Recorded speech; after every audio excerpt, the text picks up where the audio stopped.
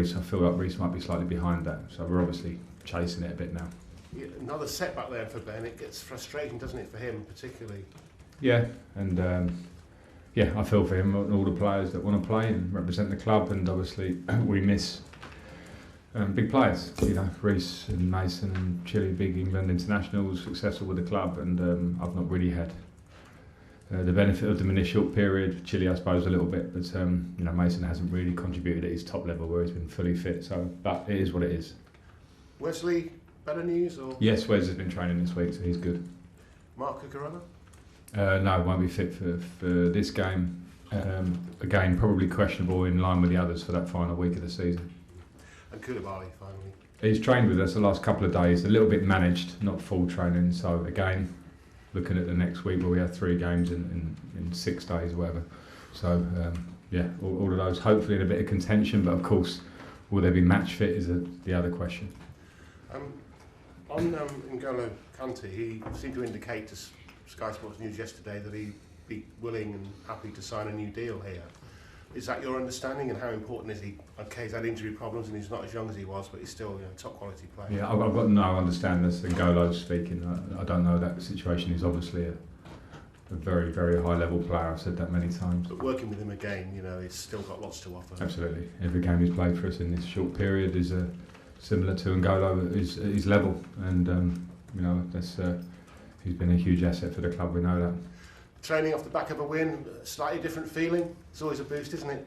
It's a boost. Yeah, it's a nice feeling. Players have to strive for that feeling again. You know, that's what builds winning teams. And at the moment, we are obviously in some form of a building process because of the difficulty of the season. So it was a small step forward.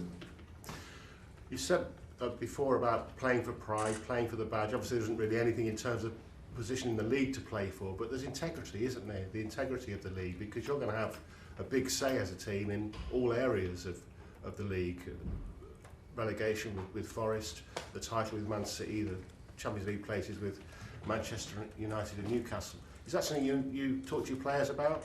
No, not in that context, just that we play for pride in every game. No matter what the consequences for anybody else, it's our consequence that we're concerned about. Obviously, you kept Everton up last season. You can contribute to that again by beating Forest, can't you?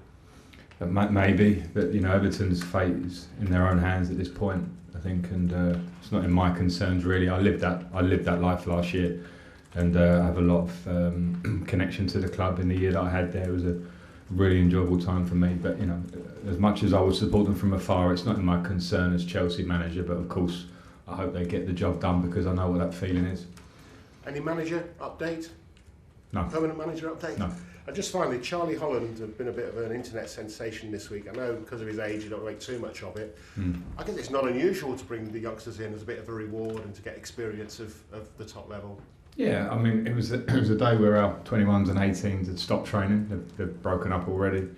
Charlie's the captain of the under-14s, had a very successful season, and he came over and took part in the warm-up and the boxes, and then the internet did the rest and made it more of a story, you know. But it's nice, you know, to have a link to the academy. It's important for young players to have a feeling. If they do well, they can have small inputs. But with Charlie, that was the situation. So, you know, another day it may be another player that can come in and get that valuable experience in a small way. And we hope that obviously can invigorate the young players, knowing that those things are possible.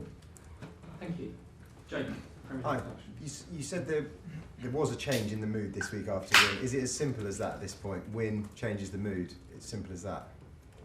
I think in football it can be, but you also can't get carried away over win because you know, it can, as much as sometimes I can look at defeat and see positives, I can look at a win and see a lot of things we need to improve. So it's nice for that general feeling of confidence within the building, but you know, in terms of where we want to be, it's a small step. I said it after the game, so it's just nice and it's something that has to be carried on with, and just by celebrating it all week is not going to be the answer. Another game comes in the Premier League with a team fighting for their Premier League lives, and we have to match that intensity and desire because those are the rules in the Premier League.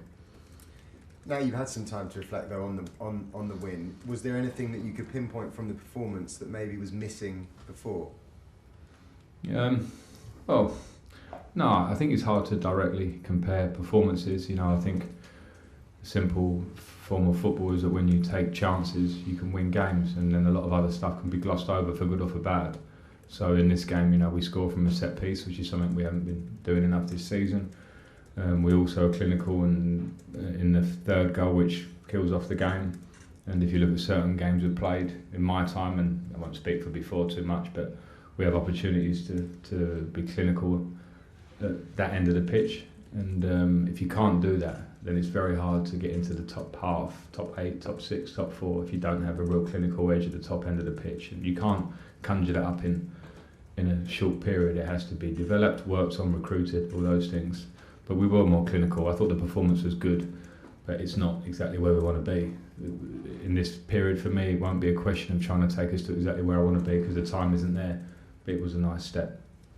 Obviously, Forest won the other day, but they're still very much in the relegation battle. What kind of test then do you think it is to play against a team that's fighting for their lives? What do you expect? A really big one, like they've given big teams recently in Liverpool's and Manchester United's, and winning against Southampton and beating the team at the level of Brighton. They have to give them complete respect in a strong squad, strong coach, effective way of playing. I think they've kind of not changed, but they've evolved through the season in terms of their style, which is very effective. A lot of speed on the counter attack, very threatening in terms of set pieces and some of the more direct stuff, which is fair play because they're fighting for everything.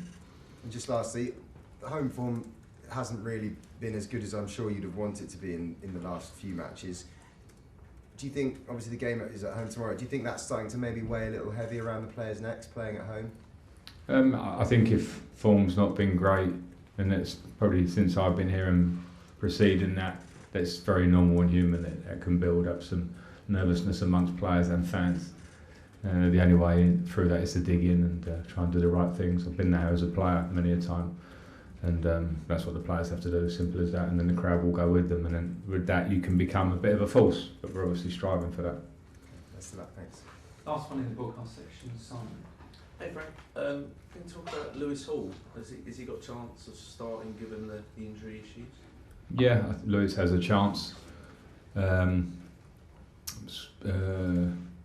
Tempted to put him on last week is the word I'll say, but I think with the nature of the game, I felt the sort of experience of Aspie in the game was more suitable at that point. I'll view this game on its merits as well, but I think in terms of Lewis, I've been really impressed with his training. He's a very good player, a really talented player, and I think if anything, there's one thing he needs to come out of himself that bit more, because he should really trust how good he is and feel at home with the group. I think he does feel that. And games I've watched from afar. I didn't get to work with Lewis before I was a bit younger, so I've been watching him from afar. I've been really impressed, and he hasn't dampened that at all. The opposite. So he's in the running for the last 4 games to be involved. Right. Can you just clarify? Because there's talk that he was called up for the England Under-20 World Cup squad. And it was Chelsea's decision, his decision, how that sort of played. Yeah, it's my decision that he needs to stay with us for the 4 games. We've obviously got injuries at both our left backs who have been playing regularly this season, and that leaves us in a position where we want and need Lewis. And have you got anything that the time of this tournament? Because Chelsea aren't the only ones that have made this kind of decision. Yeah, Is I it mean, a bit of a mystery. Yeah, it feels a mystery to me. I'll be careful with it because I didn't really think about the tournament too much a month or so ago. You know what I mean? Yeah. It's probably because I've come here and then all of a sudden the question is there of young players leaving at the most crucial part of the season, and there you can see with what it means for us with Lewis and Carney, and there'll be other clubs in the league that players that are playing regularly that it's just it doesn't make sense in terms of clashing with the end of our season. But that's all I know about it. But from our point of view, having the power of being able to keep our player is an important thing, and maybe that probably then jeopardises the World Cup itself, and that's maybe why they should look at it, because they will want the best players there, and from our point of view we need our best players in this moment. Sure. And just final, how did Lewis take it? Like, was he sort of obviously quite happy? Cause he takes most things the same, quite straight face. So I think he would have wanted to play for his country and I'd be honoured to represent. So obviously that's a good thing. Maybe normal, but that's a good thing. But also he's come through this academy and will be desperate for opportunity, and I think that's what I sense from him. So I think he did it right on both sides. He would have been happy to go, but now he's happy to hopefully get some opportunity in these last games.